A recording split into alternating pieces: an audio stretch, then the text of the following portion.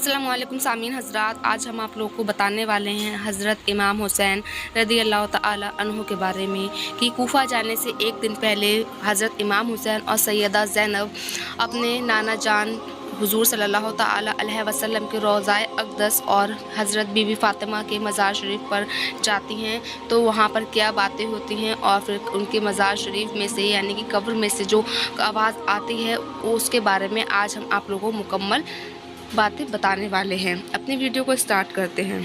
इमाम अर्श मकाम ने अपनी हमशीरा और बेटी सकीना से फरमाया कि पता नहीं फिर हमें मदीना देखना नसीब हो या ना हो, और हम यह मुक़द्दस गलियां और दरो दीवार फिर हमारी किस्मत में हो या ना हो, और मालूम नहीं कि नाना मुस्तफ़ा सल्लल्लाहु ताला अलैहि वसल्लम के रोज़े पाक की ज़ियारत फिर नसीब हो कि ना हो। इसलिए उठो और चलो ताकि आखिरी बार मदीना की गलियों में घूम लें, इसके दरो दीवार को चूम लें और नाना पाक के रोज़ाए अनवर पर हाज़री दे आएँ और गुंबद खज़रा की चोटी को आखिरी सलाम कराएँ। सैयदा आलम उठी और सर पर चादर तहरीर ओढ़ी, अपने दोनों बच्चे ओन और मोहम्मद को साथ लिया और अपने भाई हुसैन के पीछे पीछे रवाना हुई। शहज़ादा दो आलम ने बेटी सकीना की उंगली पकड़ी और फिर इस तरह नबी के घर आने का यह मुख्तसर सा काफ़िला नबी के रोज़े की आखिरी ज़ियारत करने और नबी से मदीना छोड़ देने की इजाज़त लेने के लिए आहिस्ता आहिस्ता कदम उठाते हुए हबीब की तरफ चला जा रहा था। रास्ते में हज़रत ज़ैनब अपनी माँ खातून जन्नत की वह बात याद आ गई तो तड़प गई कि ए मेरी बेटी ज़ैनब, जिस तरह आज मैं रात की तन्हाई में अपने जिगर गोशो हसन हुसैन लेकर अपने बाबा के रोज़े की आखिरी ज़ियारत के लिए जा रही हूँ, एक रात इसी तरह आधी रात के वक्त अपने नाना पाक के मज़ार पुर मुनव्वर अनवर को देखने के लिए हाजिर होगी।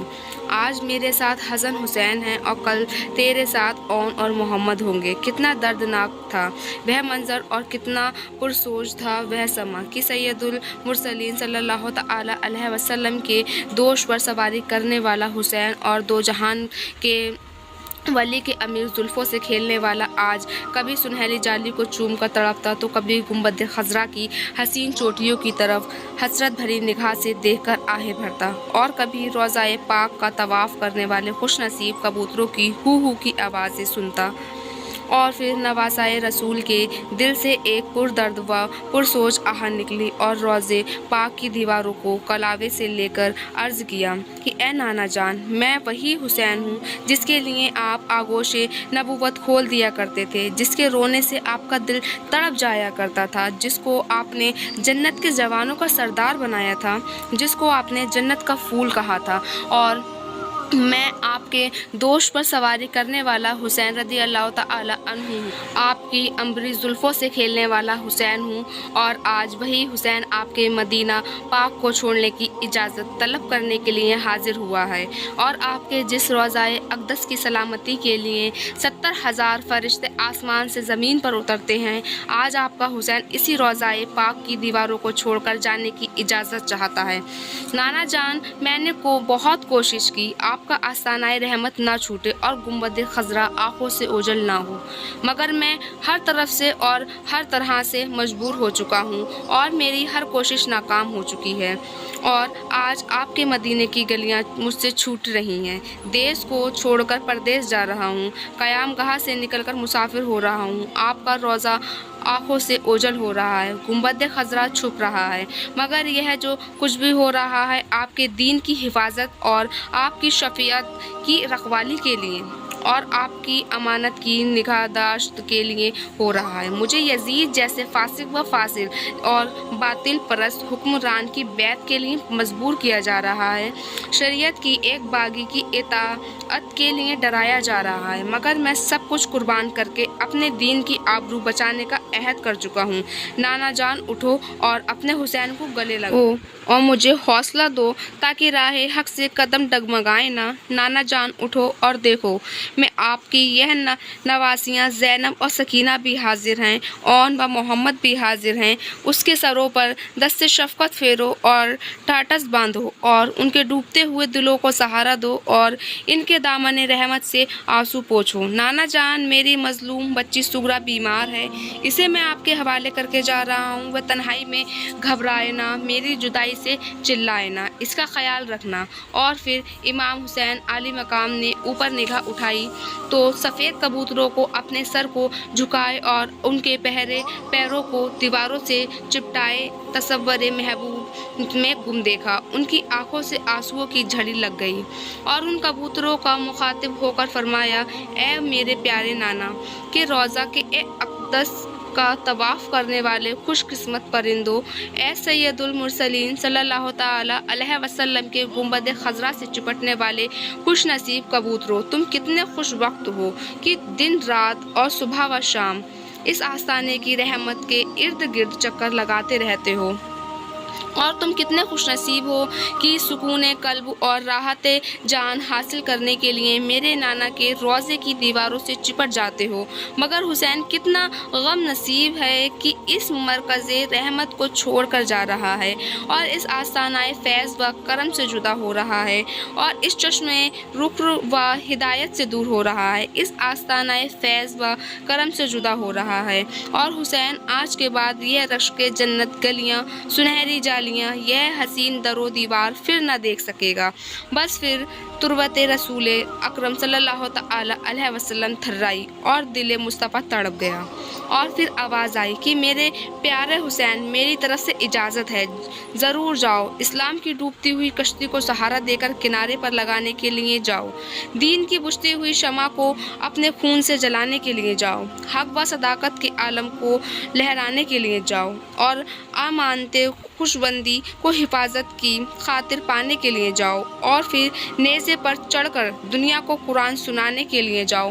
مگر بیٹا حسین، یاد رکھنا، تیروں کی بارش بھی ہوگی، نیزوں کا مے بھی برسے گا، تلواروں کی بجلیاں بھی چمکیں گی، مصیبتوں کے پہاڑ بھی ٹوٹیں گے، مسوائے کے طوفان بھی اٹھیں گے، اور تمہاری آنکھوں کے سامنے اکرم کی لاش پر گھوڑے بھی دوڑیں گے، تمہاری جولی میں اصغر کے حلق پر تیر بھی پیوست ہوں گے، اور اون و محمد کی لاشیں بھی تڑپیں گی، قاسم کا سر بھی لڑکے گا، عباس کے بازو بھی قلم ہوں گے، اور پھر تمہارا سر بھی نیزے پر چڑھ کر میرے بیٹا حسین، تمہارے پاؤں میں لغزش نہ آئے، تمہارے استقلال میں فرق نہ آئے، اور زبان سے کوئی شکایت بھی نہ نکلے۔ تم نبی کے نواسے ہو، نبوت کی آبرو رکھنا، تم سخی کے بیٹے ہو، سخاوت کی عزت رکھنا، تم فاطمہ کے لال ہو، دودھ کی لاج رکھنا، نواسائے رسول ہو، قربانی ہنس کر دینا، جگر گوشائے بطول کو جان مسکرا کر دینا، اور حیدر کے بیٹے ہو، سخاوت کی خوشی سے رکھنا۔ اب جاؤ، میں تمہارا انتظار کروں گا۔ نانا پاک کی صدائے حق سے مظلوم کربلا کی تسکین ہو گئی، پیالے نے آب حیات پایا، بیمار کو شفا ہوئی اور دکھی دل کو چین ملا۔ بی بی زینب نے روزے کی دیوار کو بوسہ دیا اور اپنی چادر دیواروں سے ملی تاکہ تنہائی و غریب الوقتی میں جب کبھی دل گھبرائے تو اس چادر کے دامن سے نانا پاک کی خوشبو سونگھ کر کے تسکین قلب حاصل کر لیا کروں۔ ادھر بچی سکینہ نے روضہ اقدس کو کلاوے میں لیا، چیخ نکل گئی، پھر سنہری جالی کو چوما، اور فاطمہ کے لال نے بیٹی کو اٹھایا، سہارا دیا اور فرمایا، صبر کرو، کہیں نانا جان ناراض نہ ہو جائیں۔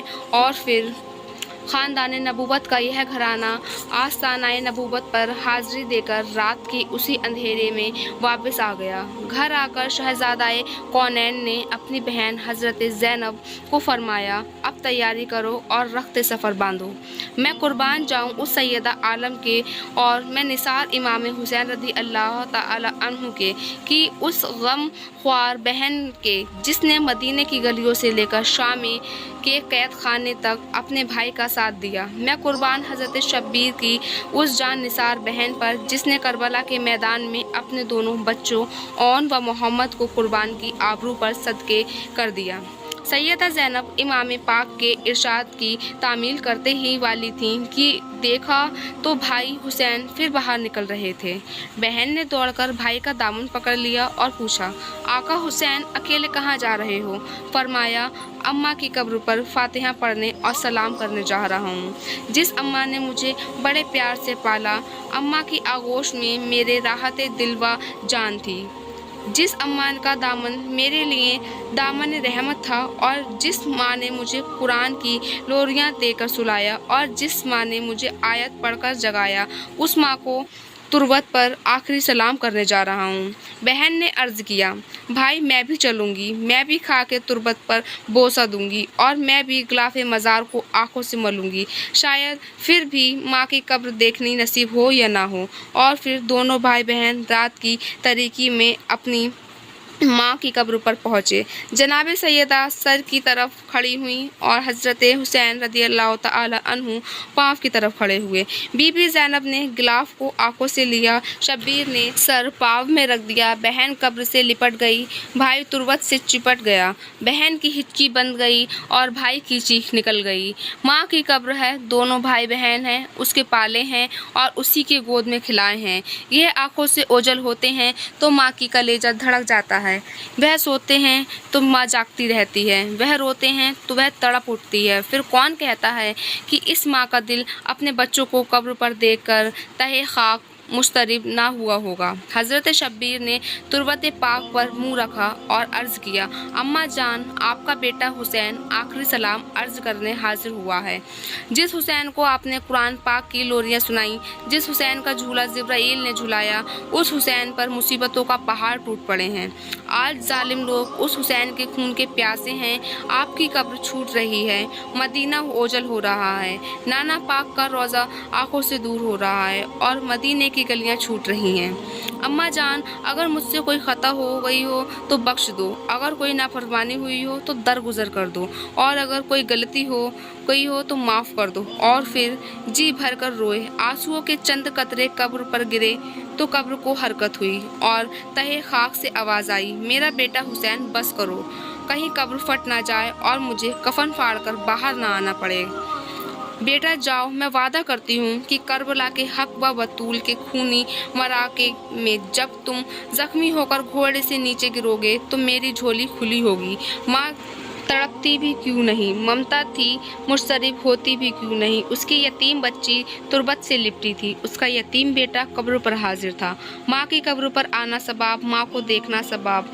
हज अकबर, माँ के कदमों में जन्नत और माँ राज़ी तो जग राज़ी। माँ नाराज़ तो ना नमाज कबूल, ना हज मंजूर और ना ही जगात का कोई फ़ायदा।